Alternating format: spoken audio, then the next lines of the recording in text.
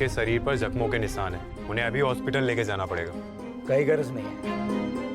तो दौलत एक गुन्हेगार आहे आणि गुन्हेगाराच्या अंगावरच्या जखमा आणि वेदना त्याला बोचत आणि टोचत राहिल्या पाहिजे सतत, तरच त्याला त्याच्या गुन्ह्याची जाणीव होईल। आणि एक गोष्ट विसरतोस तो शुभंकरचा बाप आहे, त्यामुळे त्याला आत अजून कसा त्रास होईल ना, या गोष्टीचा विचार कर विशाल, समजलं? हे घ्या इन्स्पेक्टर साहेब, आम्ही न्यायालयातून सुबूच्या वडिलांना भेटण्याची कायदेशीर परवानगी घेऊन आलेलो आहे। रुद्र सर, मी तुम्हाला बोललेलो की नाही, मी वकील बी आणणार आणि मी ऑर्डर बी आणणार। आता मला अण्णांना भेटण्यापासून तुम्ही कायद्याने बी रोखू शकत नाही मला। ठीक आहे, बेटा विशाल, हो सर। आरोपीला भेटायला घेऊन जा। जा।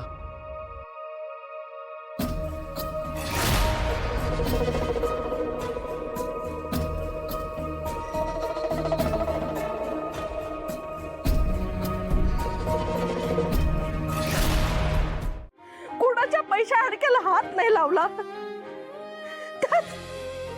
त्याच माणसावरती चोरीचा आळ आला। काय गुन्हा होता त्याचा? काय गुन्हा होता?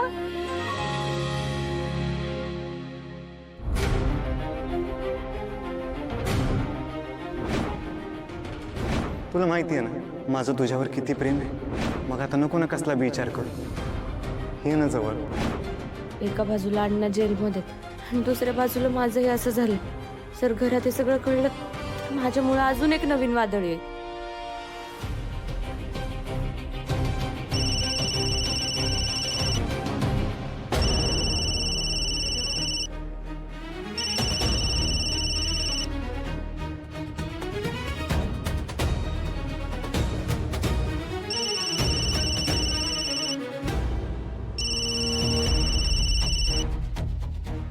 सानू,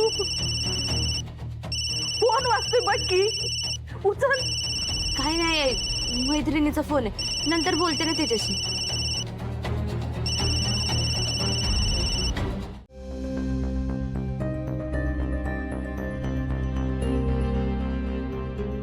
आधीच तुझ्या बाबांनी आमच्या निष्पाप नवऱ्याला समजांच्या समोर चोर ठरवलंय। आता तिने आमच्या घरातलं सामान रस्त्यावरती फेकून दिलंय। अरे देवा, त्यांना घरातनं बाहेर काढले म्हणजे आता एवढ्या रात्री कुठे गेले असतील ते? बापरे, सानिका, शोभाताई, काकू, शुभू आता काय करतील? मी कशी, माझ्या डोक्यात विचारच आला नाही।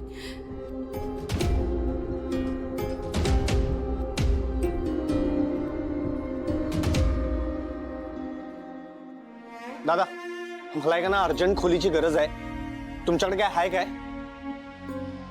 बर ठीक आहे, मी तुमच्या फोनची वाट बघतो, मला सांगाल। ठीक आहे।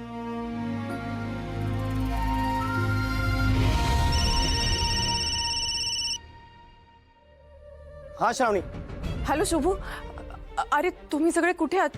तुमच्या राहण्याची काही सोय झाली का? नाही श्रावणी, सोय नाही व्हायला, पण मी सगळ्या लोकांना फोन लावलाय, सकाळपर्यंत मिळून जाईल खोली।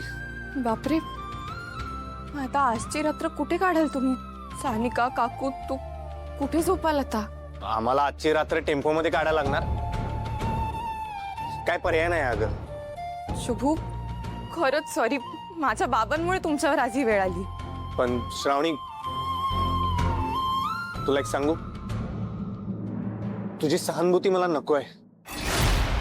मी तुझ्याशी फक्त या कारणानं बोलतोय की अण्णासनी या सगळ्या प्रकरणामध्ये कोणी आणि कसं अडकवलं यासाठी तू मला मदत करतेस। आपल्यात आता काहीच उरलेलं नाहीये। शुभू, तू स्वतःची आणि घरच्यांची काळजी घे। हॅलो,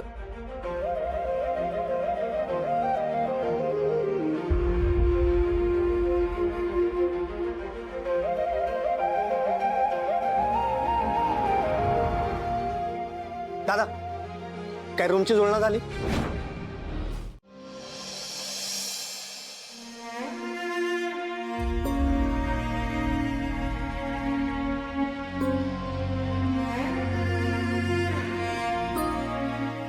शुभू बाळा आई उठलीस? रातभर झोपला नाहीस बाई?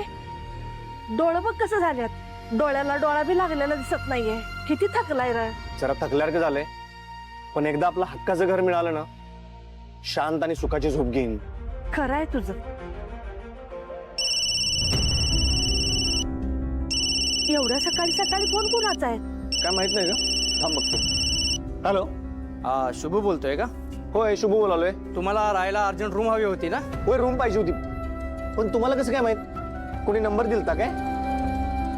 अहो ते सगळं जाऊ द्या, तुम्हाला आता रूम हवी की नको तेवढं सांगा. होय दादा पाहिजे.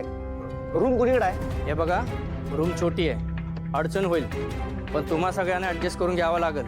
दादा ऍडजस्ट करू आम्ही.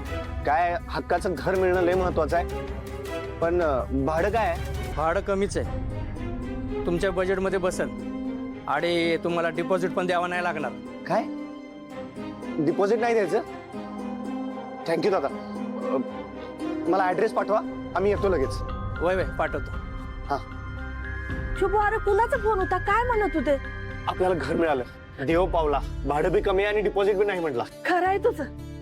शुभू बघितलंस, देव आपली परीक्षा घेतो बी आणि आपल्या पाठीशी उभा राहतो बी. आई अंबाबाई पावलीस ग.